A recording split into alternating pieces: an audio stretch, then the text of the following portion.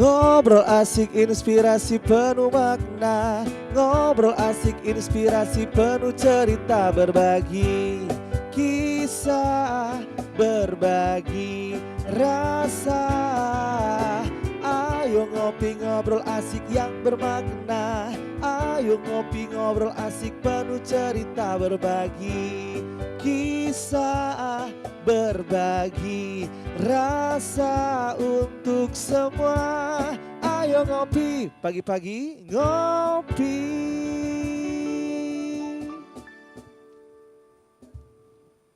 Assalamualaikum warahmatullahi wabarakatuh. Selamat pagi pemirsa. Bagaimana kabar Anda hari ini? Mudah-mudahan selalu dalam keadaan sehat dan tetap semangat menjalani beragam aktivitas ya. Apalagi hari ini hari Jumat, besok artinya sudah masuk waktu weekend nih ya.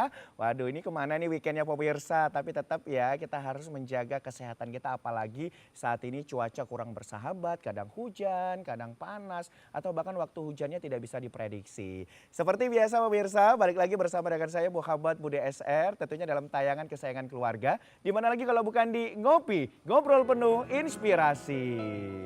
Inspirasi kita hari ini datang dari dunia kesehatan seperti hari biasanya ya pemirsa, setiap hari Jumat pasti tema kita akan menyangkut tentang informasi dunia kesehatan. Dan kali ini kita akan membahas seputar tentang kenali gejala dan pencegahan penyakit ISPA atau infeksi saluran pernapasan akut. Wah, ini bagi pemirsa yang mungkin saat ini sedang merasakan atau mengalami kayaknya ini tanda dan gejala dari ISPA nih. Nanti boleh bertanya lewat live streaming kita di YouTube di live streaming TVRI Sumatera Utara. Silakan nanti pemirsa memberikan pertanyaannya, nanti akan langsung dijawab oleh dokter kita. Dan hari ini saya tidak sendiri, saya sudah didampingi oleh Dr. Selvi Kairunisa, Magister Kedokteran Paru, spesialis paru. Selamat pagi Dr. Selvi. Selamat pagi. Wah, hari ini kita senang banget loh bisa ketemu sama Dr. Selvi Ya. akhirnya setelah menyesuaikan jadwal ya. Saya juga senang sekali ya diundang ke Oke, Ngopi Kesehatan benar pada sekali hari ini. dok. Nah dok, tema kita hari ini adalah pencegahan penyakit ISPA dok. Ini mungkin banyak di antara kita yang mengartikan bahwa ISPA ini adalah infeksi saluran pernapasan atas ya dok ya. Padahal sebenarnya akut ya dok ya. Akut, ya. Mungkin boleh dibantu dok untuk definisi dari penyakit ISPA itu seperti apa dok? Oke, iya memang seperti yang Mas Budi katakan tadi, bahwa masyarakat memang lebih mengenal ISPA itu dengan infeksi saluran pernapasan atas. Ternyata ISPA itu kepanjangannya infeksi saluran pernapasan akut. Nah, dikatakan akut yaitu berlangsung infeksinya kurang dari 14 hari dan terinfeksi di saluran pernapasan salah satu atau lebih di saluran pernapasan mulai dari pernapasan atas sampai ke saluran pernapasan bawah. Oke. Dari hidung sampai ke alveolus atau paru-paru. Baik, nah berarti ini akut ya dok ya? Akut. Akut berarti tadi dokter sampaikan kurang lebih paling lama atau waktunya itu adalah 14 hari gitu ya dok ya? Biasanya kurang dari 14 hari. Kurang dari 14 hari. Berarti kurang dari 14 hari itu pasien dinyatakan sembuh atau seperti apa dok? Memang untuk ISPA ini sendiri biasanya itu bersifat self-limiting disease atau bisa sembuh sendiri tanpa pengobatan.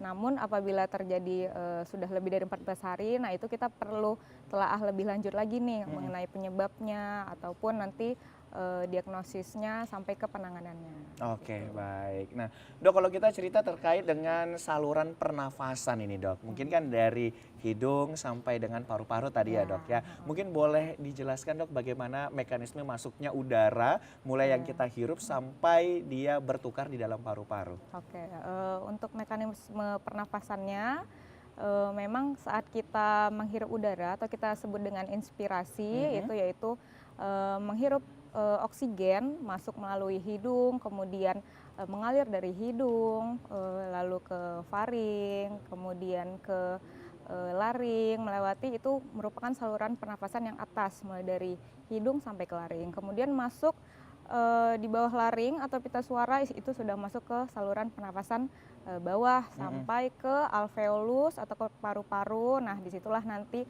akan terjadi pertukaran oksigen dan karbon dioksida dan nanti pada akhirnya akan disalurkan ke pembuluh darah ke seluruh tubuh. Kemudian begitu juga untuk proses ekspirasinya sehingga nanti karbon dioksida dapat dikeluarkan melalui mulut. Oke gitu, berarti yang dikatakan pernafasan bagian atas itu mulai dari hidung sampai dengan laring tadi ya dok ya? Ya, Oke, saluran kemudian atas. tenggorokan ke paru itu bagian bawah begitu ya Di dok bawah ya? laring sampai ke paru itu sudah masuk ke saluran pernapasan bawah. Oke. Jadi memang ISPA ini bukan hanya atas, dia bersifat akut dan mengenai infeksi saluran pernapasan atas dan bawah.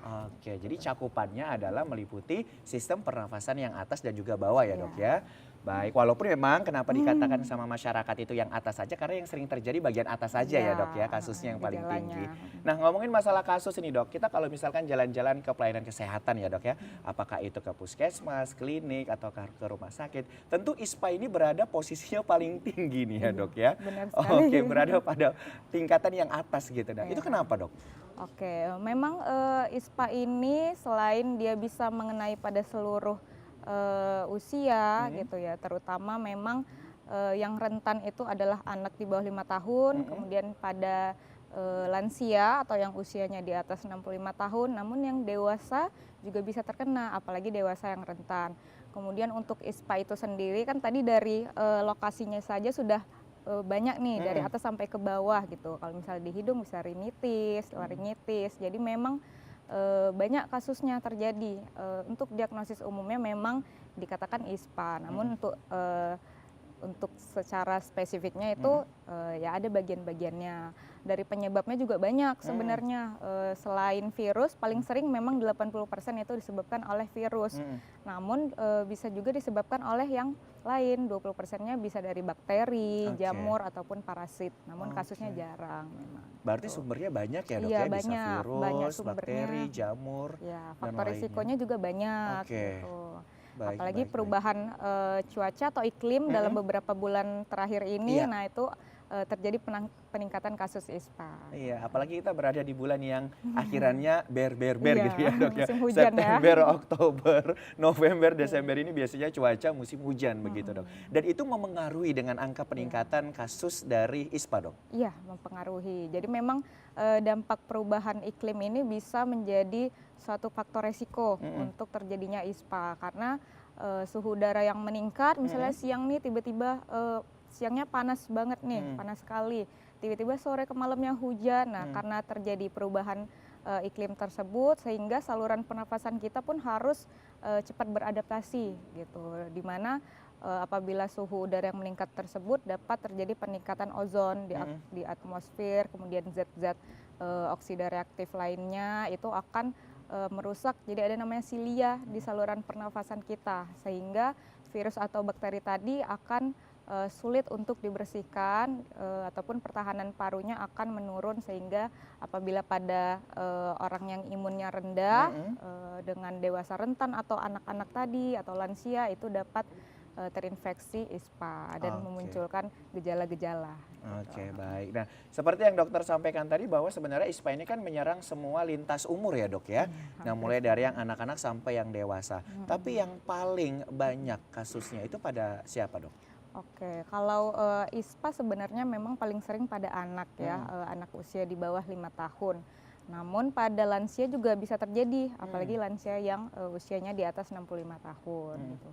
Kemudian pada dewasa rentan, yang dikatakan dewasa rentan itu adalah misalnya imunnya rendah pada pasien HIV atau orang yang mengidap kanker, yang menjalani pengobatan kemoterapi, kemudian yang mempunyai penyakit komorbid atau penyakit penyerta lain misalnya seperti penyakit jantung, asma, PPOK, gagal ginjal itu juga merupakan orang yang rentan untuk terkena ISPA.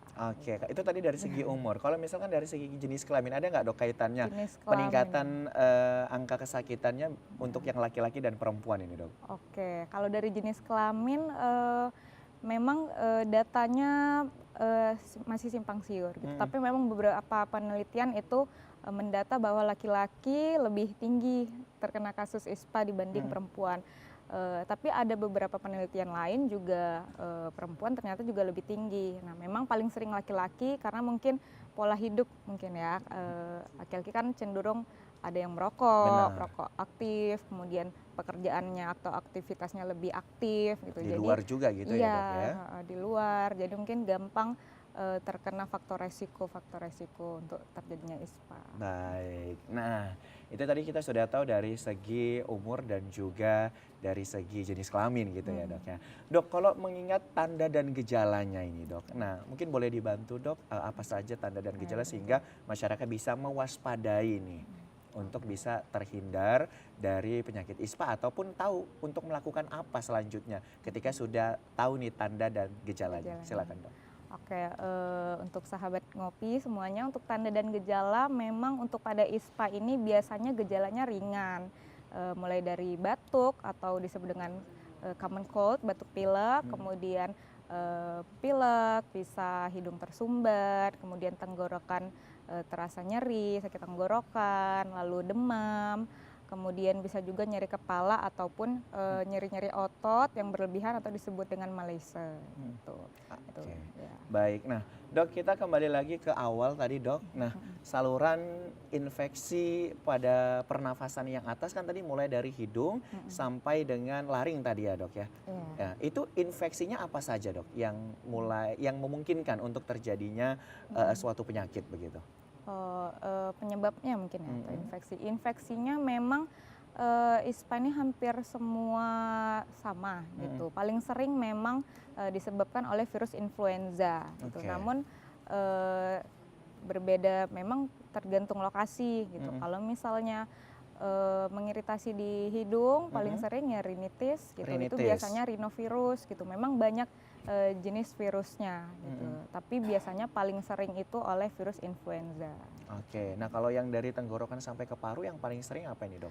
Tenggorokan sampai ke paru dari trakea ya, dari di bawah laring atau pita suara itu mulai dari trakea sampai ke paru memang biasanya gejalanya lebih berat atau berpotensi berbahaya. Nah ini biasanya sih bakteri gitu, infeksi bakteri atau pada gejala yang berat mungkin sampai menimbulkan komplikasi bisa menjadi pneumonia. Nah itu sebenarnya harus diperiksa lebih lanjut lagi gitu. Apa penyebabnya? Memang paling sering bakteri kalau di saluran pernapasan bawah. Baik. Nah, kalau ngomongin masalah ISPA dan juga pneumonia gitu ya, Dok ya. Nah, ini ada nggak klasifikasinya, Dok? Misalkan kayak ISPA yang tingkatannya berat atau tingkatannya yang ringan, begitu juga dengan pneumonianya begitu, Dok? Oke, kalau ISPA tadi memang kan menginfeksi saluran pernapasan atas dan bawah gitu. Biasanya gejalanya ringan. Namun kalau sudah mengenai di saluran pernapasan bawah, gejalanya lebih berat dan komplikasi ISPA salah satunya memang pneumonia gitu. Untuk membedakannya memang kita harus melakukan pemeriksaan penunjang lagi, misalnya seperti ronsen dada. Nah, pada pneumonia biasanya akan dijumpai adanya infiltrat di parunya, terutama di lapangan paru tengah ke bawah.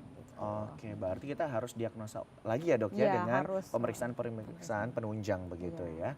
Oke, pemirsa, kita masih akan ngobrol lagi bersama dengan Dr. Selvi. Jadi bagi Anda yang ingin bertanya, jangan sungkan bertanya di kolom komentar kita di YouTube di live streaming TVRI Sumatera Utara. Kita akan kembali lagi, kita saksikan ini dia penampilan spesial dari Medical Band.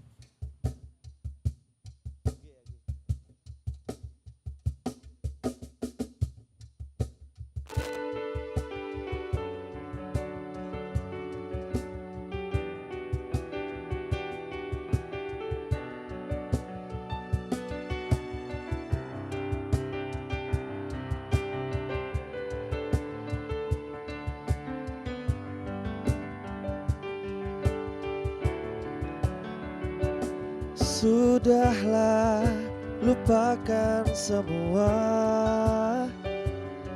Sudahlah, jangan kembali lagi. Ku tak mau ini terjadi lagi. Oh, sudahlah, ku ikhlaskan semua. Sudahlah, pergi bersama dia. Sudah cukup hatiku kau buat hancur. Ku tak mau ini terjadi.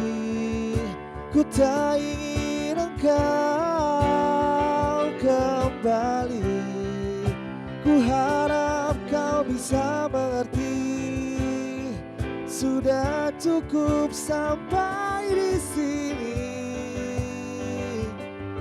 Oh, ku tak mau hatiku sakit, ku tak mau hatiku hancur setelah kau tinggalkan aku. Oh, ku tak mau ini terjadi, ku tak ingin engkau kembali. Ku harap kau bisa mengerti, sudah cukup sampai di sini.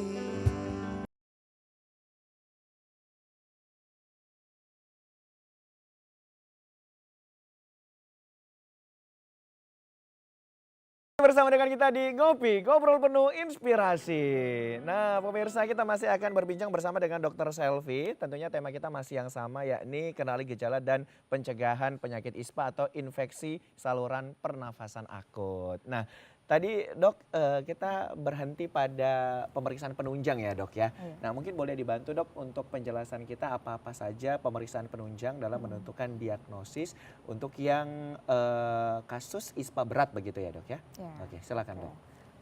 Memang untuk pemeriksaan diagnosis itu sebenarnya bukan hanya dari langsung pemeriksaan penunjang, bisa dari anamnesis atau wawancara, kemudian kita lakukan pemeriksaan fisik. Nah, jadi setelah kita melakukan anamnesis dan pemeriksaan fisik, misalnya dijumpai gejalanya lebih berat nih, gitu, atau terjadi sesak nafas, demamnya tinggi, itu kita dapat melakukan pemeriksaan penunjang seperti misalnya ronsen dada atau ronsen paru-paru. Nah, itu biasanya karena kita curiga ke arah pneumonia gitu. Jadi kalau misalnya pneumonia itu pada ronsen dada akan dijumpai infiltrat di parunya. Selain ronsen dada, kita juga dapat memeriksa tes darah atau lab darah gitu. Nah, biasanya di situ kita akan melihat penanda infeksi yaitu leukosit ataupun neutrofil sebagai penanda radang gitu. Nah, kemudian setelah darah, untuk lebih spesifik lagi mengetahui jenis dari ISPA tersebut, kita dapat melakukan pemeriksaan swab antigen ataupun PCR gitu, untuk mengetahui apakah misalnya ini ISPA oleh karena virus influenza ataupun COVID seperti beberapa tahun yang lalu. Oke. Nah, kalau yang dari bakteri biasanya apa aja itu dok? Kalau bakteri, Apa faktor penyebabnya yang bakteri? banyak sih memang faktor penyebabnya gitu. Kalau untuk faktor resiko atau faktor penyebabnya hampir semua sama. Cuman memang kalau misalnya tadi seperti saya yang bilang gejalanya lebih berat atau sudah sampai ke sesak nafas, kemudian batuknya lebih dari 14 hari ataupun misalnya demamnya sudah tinggi di atas 39 derajat Celcius. Nah, itu bisa menjadi yang lebih berat. Oke, baik. Nah, apakah ISPA selalu ditandai dengan demam dok? ISPA demam, ya.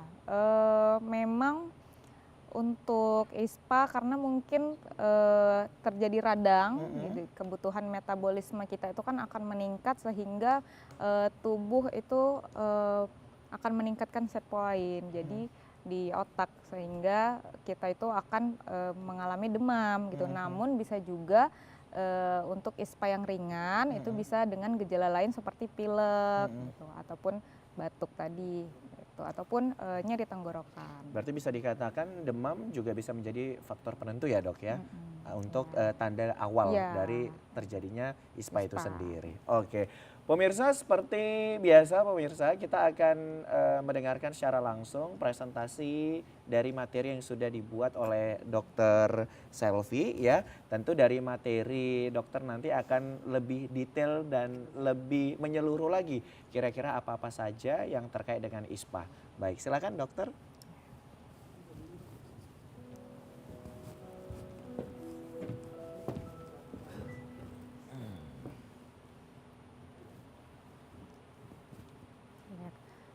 Baik, selamat pagi Sobat Ngopi atau sahabat ngopi semuanya. Pada pagi hari ini saya akan menjelaskan mengenai kasus yang lagi tinggi peningkatan kasusnya terutama di Indonesia, yaitu mengenai ISPA atau infeksi saluran pernafasan akut. Saya Dr. Selvi Hairunisa, MCAT paru, spesialis paru, merupakan dokter spesialis paru.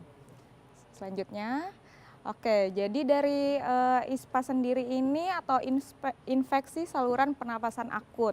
Nah, seperti tadi di awal, banyak yang mengira ISPA adalah infeksi saluran pernapasan atas. Nah, ternyata adalah akut. Nanti di sini kita akan bahas mulai dari definisi, kemudian penyebabnya, data-data kasusnya di Indonesia, gejala, pengobatan sampai ke pencegahannya. Selanjutnya, oke, mulai dari definisi ISPA adalah kondisi akut yang menyerang salah satu atau lebih bagian dari saluran pernafasan mulai dari hidung hingga ke paru-paru, dan biasanya infeksi ini bersifat akut atau berlangsung kurang dari 14 hari. Selanjutnya, untuk klasifikasi dari ISPA ini terbagi menjadi dua, yaitu ISPA saluran atas dan ISPA saluran bawah. Jadi memang di sini melibatkan infeksi pada kalau di saluran napas atas yaitu hidung, sinus, faring, sampai ke laring, dan biasanya gejalanya ringan. Nah, kalau misalnya terinfeksi di hidung biasanya disebut rinitis, ataupun di sinus sinusitis, kemudian di faring atau di tenggorokan faringitis, dan di laring yaitu laringitis atau di pita suara. Sedangkan di ISPA saluran bawah biasanya melibatkan infeksi pada trakea, bronkus, dan juga paru-paru, dan biasanya memang ISPA saluran bawah ini gejalanya lebih berat dan bisa berpotensi berbahaya. Selanjutnya, nah untuk etiologi ISPA atau penyebab ISPA itu paling sering adalah disebabkan oleh virus, yaitu sekitar 80-90% kasus. Dan biasanya ISPA ini memang bersifat self-limiting disease atau bisa sembuh sendiri tanpa pengobatan.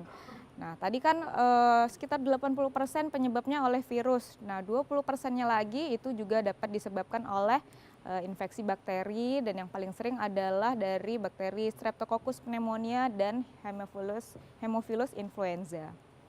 Selanjutnya, oke, untuk jenis-jenis virusnya sendiri memang banyak gitu. Nah, paling sering memang disebabkan oleh virus influenza.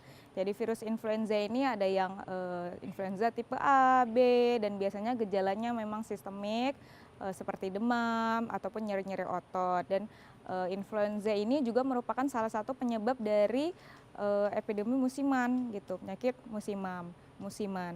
Nah, kemudian juga ada rhinovirus. Ini biasanya penyebab paling umum dari batuk pilek atau common cold. Dan ini biasanya gejalanya ringan dan memang sangat menular. Kemudian RSV. Nah, ini biasanya sering terjadi pada anak-anak, namun bisa juga pada lansia. Lalu adenovirus. Nah, biasanya dari adenovirus ini gejalanya bervariasi, bisa dari mulai dari hidung atau seperti pilek, kemudian nyeri tenggorokan, faringitis, sampai ke mata juga bisa terjadi oleh infeksi adenovirus atau disebut dengan konjungtivitis. Lalu coronavirus, terutama yang non-COVID. Jadi selain COVID-19 yang beberapa tahun lalu, namun ada juga ISPA ini disebabkan oleh coronavirus tipe lain, dan biasanya memang ISPA-nya ringan. Lalu ada juga para influenza virus, ini juga melibatkan pada saluran pernapasan yang atas. Selanjutnya, nah untuk infeksi bakteri, nah ini banyak nih jenis-jenis bakterinya, namun memang yang paling sering adalah Streptococcus pneumonia dan Haemophilus influenza. Nah, selain bakteri, penyebab lain dari ISPA itu juga bisa dari jamur seperti Candida atau Aspergillus, ataupun juga parasit, namun kasusnya jarang. Selanjutnya, nah bagaimana situasi ISPA di Indonesia pada tahun 2025? Mari kita bahas. Oke, jadi untuk ISPA di Indonesia pada tahun 2025 ini memang mengalami peningkatan, terutama pada musim pancoroba ya, ataupun musim hujan, dengan penyebab virusnya itu adalah yang paling sering adalah virus influenza. Dan di sini terjadi peningkatan kasus, yaitu sebesar 74% kasus ISPA disebabkan oleh virus influenza dibanding pada Juli 2025 kemarin.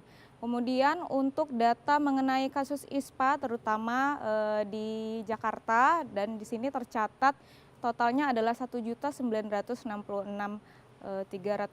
kasus yang tercatat pada Januari hingga Oktober 2025 ini.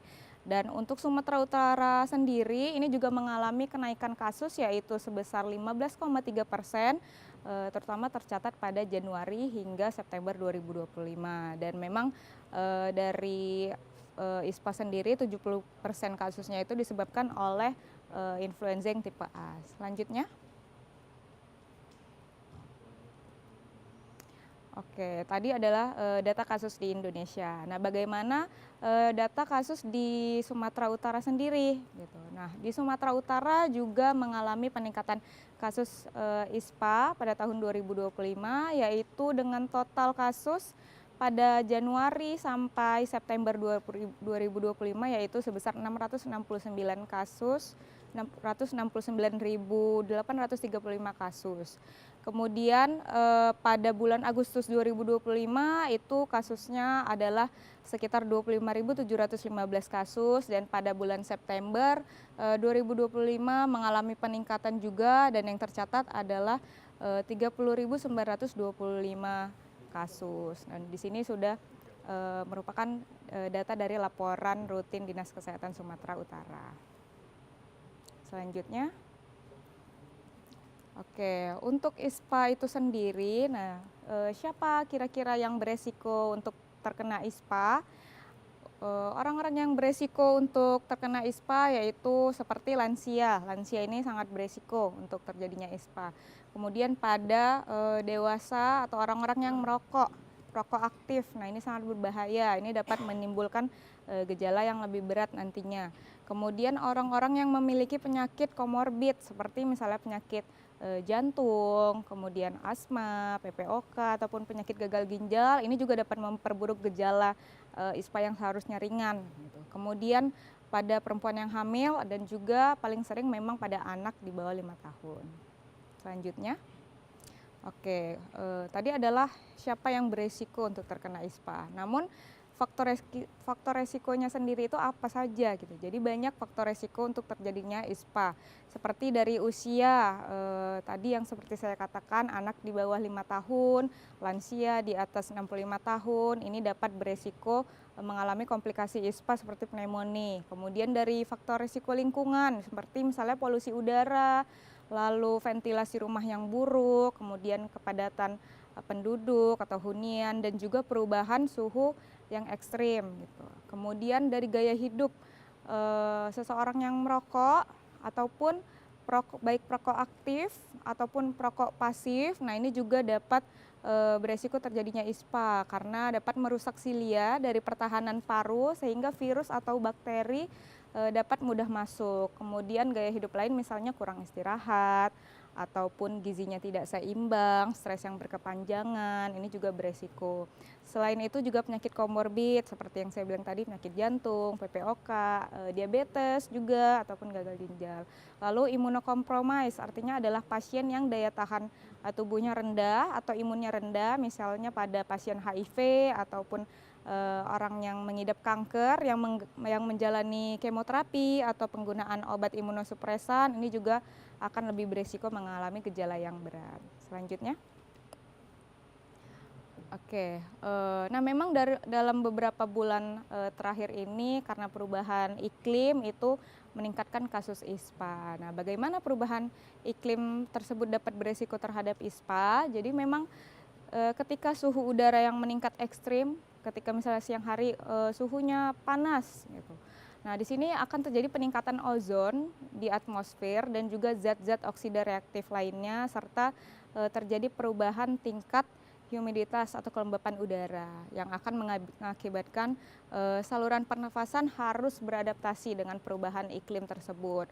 Lalu fungsi pembersihan saluran nafas tersebut akan mulai terganggu sehingga terjadinya peradangan, dan tubuh pun akan meningkatkan kebutuhan metaboliknya. Jadi pada orang yang sistem imunnya rendah atau dewasa yang rentan apabila tidak dapat beradaptasi dengan baik, dan di sini akan rentan terkena ISPA dan menimbulkan gejala-gejala.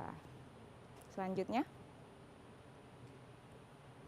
Oke, untuk cara penularan ISPA sendiri, nah itu dapat dibagi menjadi beberapa cara, seperti dari droplet.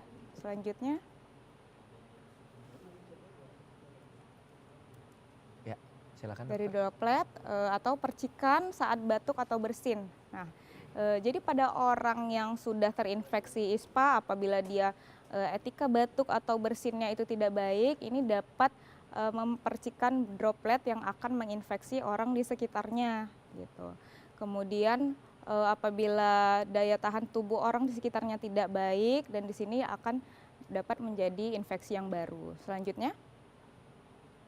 Oke, selain droplet, cara penularannya itu juga bisa dari kontak, baik kontak langsung ataupun kontak tidak langsung.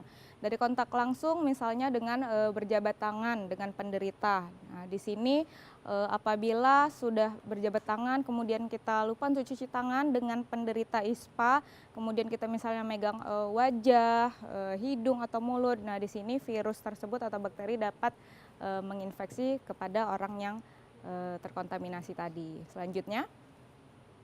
Kemudian untuk kontak tidak langsung, misalnya kita menyentuh permukaan yang terkontaminasi, seperti misalnya gagang pintu atau peralatan-peralatan umum. Nah, di sini apabila tidak langsung kita cuci tangan, kemudian seperti tadi misalnya kita menyentuh wajah, hidung, dan mulut. Nah, ini virus atau bakteri tadi dapat pindah ke orang yang sehat tadi atau dengan daya tahan tubuh yang rendah sehingga terinfeksi ISPA. Selanjutnya. Nah, untuk gejala-gejala ISPA, memang umumnya gejalanya yaitu seperti demam, batuk, bisa kering atau berdahak, lalu sakit tenggorokan, hidung tersumbat, sakit kepala, dan juga rasa lelah atau nyeri otot. Selanjutnya. Nah, untuk gejala-gejala tadi, memang kan ini bersifat self-limiting disease gitu, atau bisa sembuh sendiri. Namun kalau misalnya gejalanya berkepanjangan, nah kapan kita harus ke dokter ketika kita mengalami gejala ISPA? Yang pertama, yaitu dengan demam, biasanya demam di atas 39 derajat Celcius. Ini dapat merupakan menjadi tanda yang serius untuk kita dapat melakukan pemeriksaan lebih lanjut lagi, dan juga akan menentukan penyebab dan juga penanganannya. Selanjutnya. Kemudian sesak nafas. Nah, bila kita mengalami sesak nafas, ini artinya sudah menjadi tanda bahwa saluran nafas kita itu akan terhambat dan akan mengalami masalah serius, terutama pada paru-paru, dan harus segera ditangani. Selanjutnya. Kemudian nyeri dada saat bernafas. Nah, ini juga bisa menunjukkan adanya infeksi ataupun masalah jantung. Dan juga kalau sudah nyeri dada ataupun terasa berat saat bernafas, ini akan memerlukan perhatian medis yang segera. Selanjutnya. Kemudian batuk darah. Batuk darah juga merupakan salah satu tanda yang serius dan harus dilakukan penanganan segera. Karena ini juga merupakan suatu infeksi paru-paru yang parah dari gejala batuk darah. Selanjutnya. Nah, sampai ke bisa terjadi penurunan kesadaran apabila sudah berat. Dan pada penurunan kesadaran ini biasanya memang indikasi gejala yang berat. Biasanya oleh karena kekurangan oksigen dan juga membutuhkan penanganan medis yang urgent. Selanjutnya, oke, sampai ke cyanosis. Cyanosis ini merupakan perubahan warna kulit menjadi kebiruan, biasanya karena kekurangan oksigen dan juga sangat membutuhkan penanganan medis yang segera. Selanjutnya. Nah, ini dia untuk bagaimana kita dapat mendiagnosis ISPA. Jadi untuk pemeriksaan diagnosisnya itu mulai dari anamnesis, pemeriksaan fisik, pemeriksaan penunjang, sampai ke kita bisa melakukan tata laksana. Dari anamnesis kita akan melakukan wawancara. Nah, dari wawancara ini kita akan menilai nih gejalanya, apakah gejala ringan atau berat. Kemudian kita nilai riwayat kontaknya. Riwayat kontaknya seperti yang tadi, kontak langsung atau tidak, kemudian faktor resiko dan juga penyakit komorbid yang menyertai orang tersebut. Lalu dari pemeriksaan fisik bisa kita periksa dari tanda vital, yang paling penting di sini yaitu seperti suhu, kemudian laju napasnya, apakah cepat, kemudian saturasi oksigennya apakah mengalami penurunan. Lalu dengan melakukan pemeriksaan fisik dada, biasanya dari pemeriksaan inspeksi, palpasi, perkusi, sampai auskultasi. Namun yang paling penting kita akan melakukan auskultasi dengan stetoskop untuk dapat mendengar suaranya, suara pernapasannya, atau apakah dijumpai rongki atau suara pernapasan tambahan. Sampai ke pemeriksaan penunjang, dapat kita lakukan pemeriksaan ronsen dada. Di sini apabila kita mencurigai suatu pneumonia, kemudian kita melakukan tes darah seperti tadi yang saya katakan, akan kita periksa leukosit ataupun neutrofilnya untuk mengetahui apakah ada penanda infeksi atau peradangan.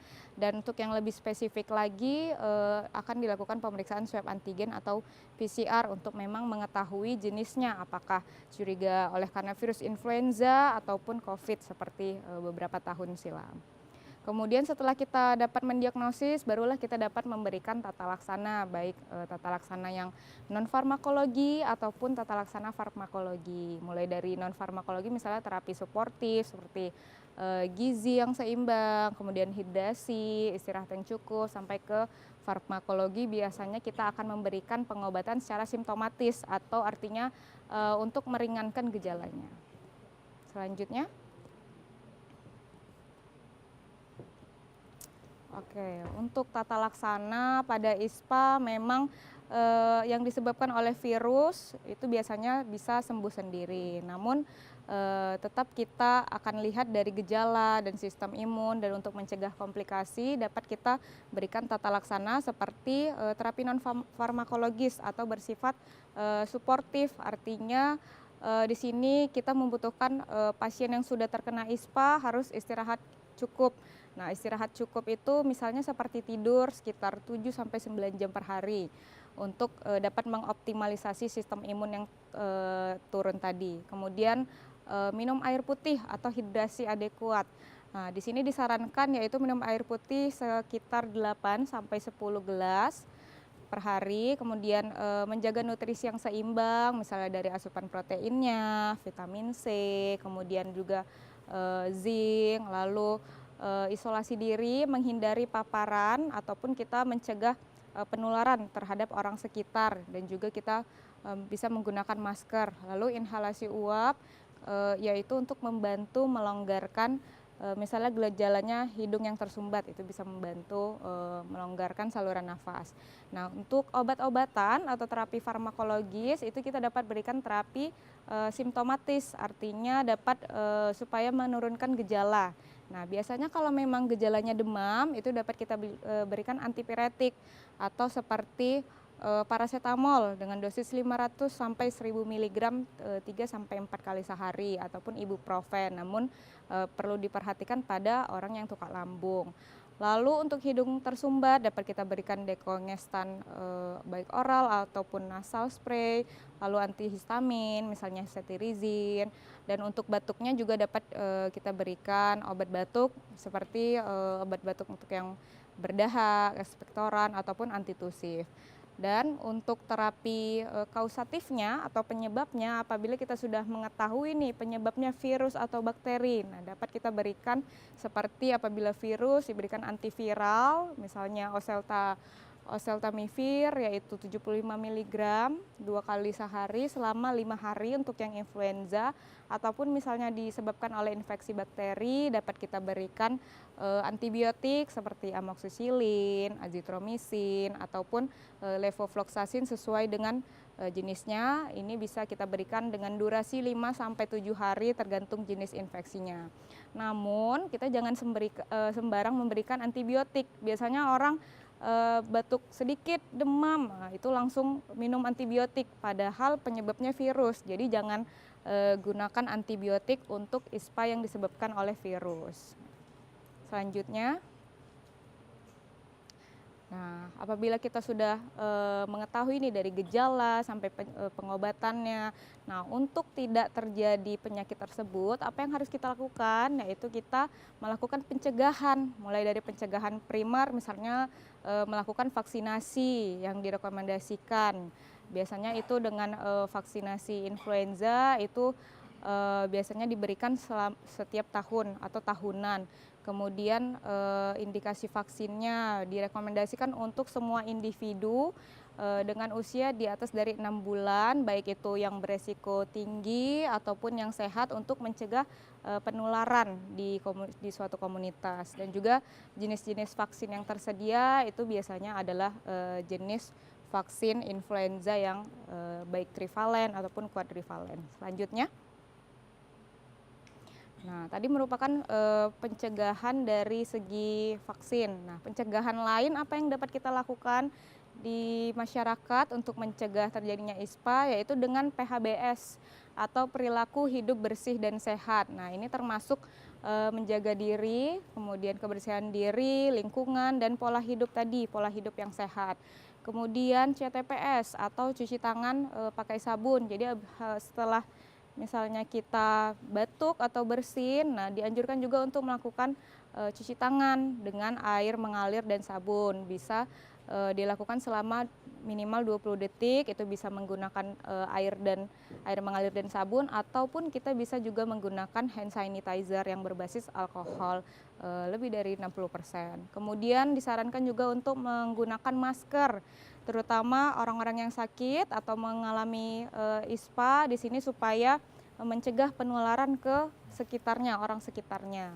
Kemudian apabila memang kita rasanya mengalami gejala yang berat atau terus-menerus, jangan lupa untuk memeriksakan diri ke fasilitas kesehatan, bisa dari puskesmas, klinik, ataupun rumah sakit apabila kita mengalami gejala ISPA. Dan jangan lupa untuk menyeimbangkan nutrisi dan juga olahraga untuk memperkuat sistem imun kita. Selanjutnya. Nah, ini dia untuk etika batuk dan bersin serta 6 langkah cuci tangan yang baik dan benar. Jadi apabila kita mengalami batuk atau bersin, nah kita harus perhatikan juga etikanya. Etika batuk itu yang pertama kita pada saat batuk tutup hidung dengan tisu ataupun sapu tangan, tutup hidung dan mulut dengan tisu. Kemudian apabila tidak ada tisu dapat kita lakukan dengan lengan atas bagian dalam gitu. Kemudian setelah tadi misalnya kita batuk atau bersin, jangan lupa tisunya tadi itu dibuang ke tempat sampah. Lalu jangan lupa untuk membersihkan tangan kita dengan melakukan cuci tangan. Kemudian gunakan masker jika diperlukan, dan jangan lupa apabila kita batuk ataupun batuk berdahak itu jangan buang dahak sembarangan. Jadi memang harus misalnya di toilet gitu kan. Kemudian jangan lupa untuk melakukan cuci tangan. Nah, 6 langkah cuci tangan ini dapat dilihat. Oke, selanjutnya. Nah, setelah mengalami gejala ISPA, nah ternyata apabila memang tidak tertangani atau gejalanya makin berat, ISPA ini dapat memiliki komplikasi atau komplikasi ISPA seperti pneumonia bakteri sekunder. Nah, jadi misalnya kita terinfeksi oleh virus, nah kita juga dapat terinfeksi bakteri apabila kita mengalami komplikasi, dan infeksi bakterinya merupakan infeksi bakteri yang sekunder. Dan di sini telah terjadi peradangan di paru-paru, biasanya gejalanya seperti demam tinggi, batuk berdahak, dan juga pada pemeriksaan foto ronsen akan dijumpai adanya infiltrat. Selanjutnya. Nah, bisa juga terjadi komplikasi ARDS atau Acute Respiratory Distress Syndrome. Di sini sudah mengalami komplikasi yang serius, biasanya pasiennya akan mengalami sesak nafas dan akan dilakukan pemantauan atau pemeriksaan serta penanganan yang lebih intensif, dan apabila diperlukan akan diberikan penanganan ventilasi mekanis. Dan juga ARDS ini memang biasanya peningkatan tingkat kematiannya lumayan tinggi. Selanjutnya. Kemudian sepsis. Nah, sepsis ini merupakan respon inflamasi secara sistemik yang berbahaya terhadap infeksi. Jadi dapat menyebabkan banyak gagal atau disfungsi organ-organ yang dapat berpotensi berkembang menjadi shock seperti shock sepsis ataupun dapat mengancam jiwa. Selanjutnya, dan juga dapat mengalami komplikasi neurologis. Di sini bisa terjadi infeksi seperti misalnya ensefalitis, meningitis, kemudian dapat juga mengalami pasiennya penurunan kesadaran sehingga butuh penanganan yang lebih serius dan lebih cepat. Selanjutnya. Nah, untuk prognosis ISPA atau bagaimana nih dampak ISPA setelah ditangani gitu. Memang ISPA paling sering prognosisnya memang baik apabila gejalanya ringan dan disebabkan oleh infeksi virus. Biasanya karakternya itu pasien yang usia produktif, yang prognosis baik, yang usia produktif, dia tidak memiliki komorbid, sistem imunnya masih bagus, dan juga dapat terapi suportifnya masih adekuat.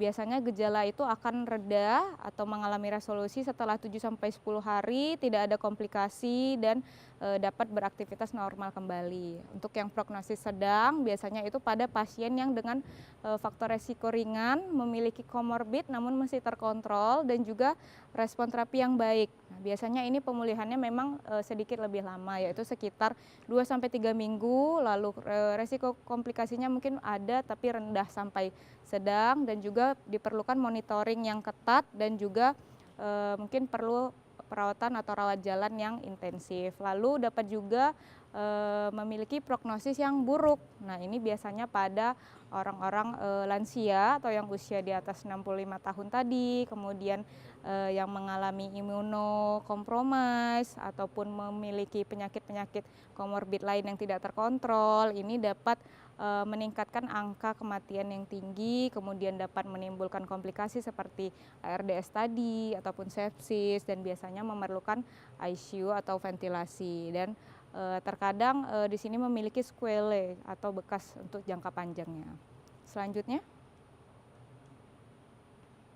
Oke, jadi untuk saat ini dengan tingginya kasus ISPA, apa edukasi yang penting untuk kita berikan yaitu adalah melakukan istirahat yang cukup, kemudian tingkatkan asupan nutrisi, lalu hindari polusi udara, misalnya tadi dengan menggunakan masker dan juga pahami penggunaan antibiotik. Jadi kalau misalnya memiliki gejala yang masih ringan, jangan kita langsung memberikan antibiotik karena nanti ditakutkan akan mengalami resistensi ataupun antibiotiknya tidak bermanfaat karena penyebabnya adalah virus. Gitu. Selanjutnya, sekian penjelasan kasus ISPA. Terima kasih. Baik, terima kasih Dokter Selvi. Silakan Dok. Waduh, ini pemaparan yang sangat-sangat detail ini ya, mulai dari awal sampai dengan pencegahannya, bahkan pencegahannya juga sampai yang tersier ya Dok ya. Waduh, terima kasih banyak loh ini Dok, kita jadi semakin tambah nih ilmu pengetahuan kita terkait dengan ISPA. Nah pemirsa, kita masih punya satu segmen lagi, jadi bagi Anda yang ingin bertanya, silakan bertanya di kolom komentar YouTube kita live streaming TVRI Sumatera Utara. Kita akan kembali lagi setelah penampilan spesial dari Medical Band.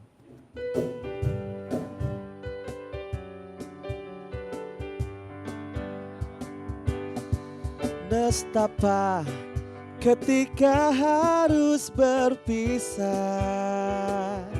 sedang rencana di dekap jarak. Oh, ku tahu waktu kan cepat berlalu ketika kita bertemu, dan terasa lama bila kita berpisah. Dengarlah cintaku yang jauh, rinduku terus mengganggu. Aku ingin bertemu denganmu, kita simpan kenangan itu, buka kembali ketika rindu. Jarak dan waktu tak sekejam itu. Oh, dengarlah cintaku yang jauh, rinduku terus mengganggu. Aku ingin bertemu denganmu. Kita simpan kenangan itu, buka kembali ketika rindu. Jarak dan waktu tak sekejam itu.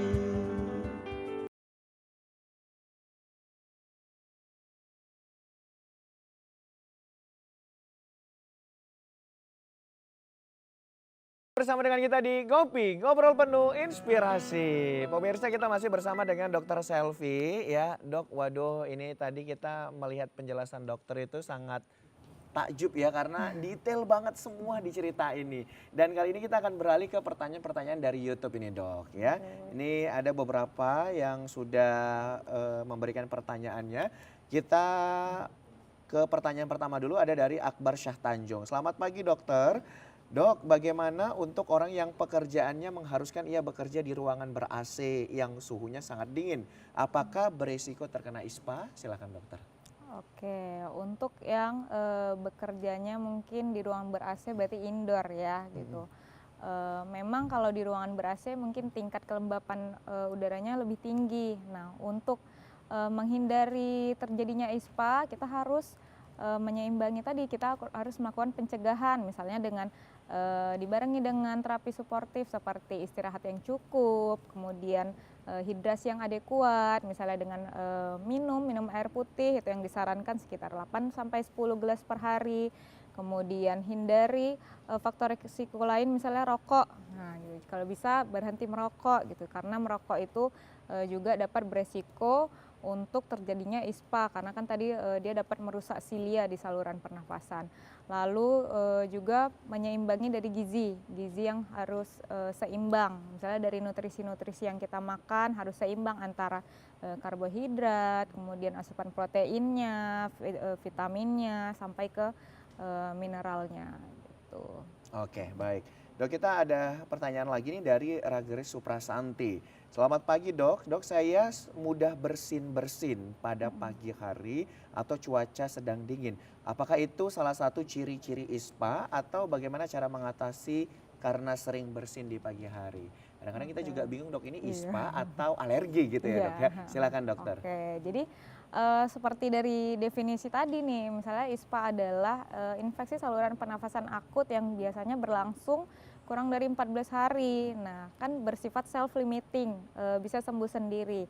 Namun kalau misalnya gejala-gejala seperti tadi berlanjut terus nih dengan durasi yang lama, sudah lebih dari 14 hari, bahkan bisa mungkin mingguan atau bulanan, memang harus diperiksakan kembali ke dokter. Apakah ini memang disebabkan oleh infeksi virus atau alergi sebenarnya, karena ada juga sering bersin atau hidung tersumbat itu biasanya rinitis. Nah, rinitis itu pun ada dibagi-bagi lagi gitu, ada yang rinitis alergi gitu. Bisa jadi mungkin rinitis alergi, tapi lebih baik untuk memeriksakan ke dokter. Berarti solusinya kita tes dulu ya dok ya, datang dulu ke pelayanan kesehatan biar dicek sebenarnya faktornya apa ini, begitu ya dok ya. Baik, nah dokter kini nggak terasa udah berada di penghujung acara loh ini dok ya. Mungkin bagi pemirsa di rumah yang sudah mengirimkan pertanyaan-pertanyaannya ke YouTube kita, terima kasih. Dan bagi Anda yang ingin bertanya secara lebih detail atau konsultasi mendalam, nanti pemirsa bisa langsung datang ke tugasnya dokter atau prakteknya dokter di mana dok? Iya, jadi saya tugasnya ada di 3 tempat, yaitu di Rumah Sakit Pertamina Pangkalan Berandan, kemudian di Rumah Sakit GL Tobing Tanjung Morawa, dan juga di Rumah Sakit Unpri Tebing Tinggi. Oke, jadi udah ada 3 rumah sakit nih pemirsa yang mungkin bagi Anda ingin berkonsultasi bisa langsung datang dan request bertemu dengan Dokter Selvi ya dok ya. Baik, terima kasih sekali lagi dok sudah memberikan banyak informasi terkait dengan ISPA, dan kami juga ingin mengucapkan terima kasih kepada seluruh pemirsa setia Ngopi. Jangan lupa saksikan Ngopi Kesehatan setiap hari Rabu dan juga Jumat pukul 10 sampai 11 waktu Indonesia bagian Barat. Saya Muhammad Budi Eser pamit undur diri, sampai ketemu di lain kesempatan dan selamat siang.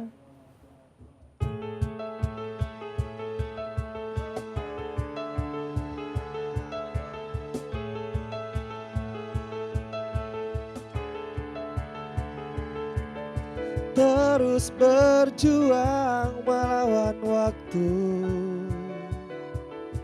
tak pernah pudar termakan usia.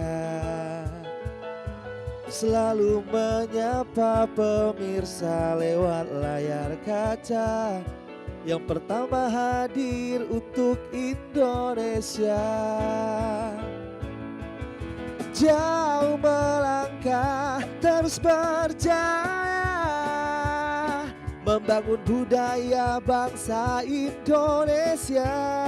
Oh, kobarkan api semangat di dalam dada, sebagai media pemersatu bangsa.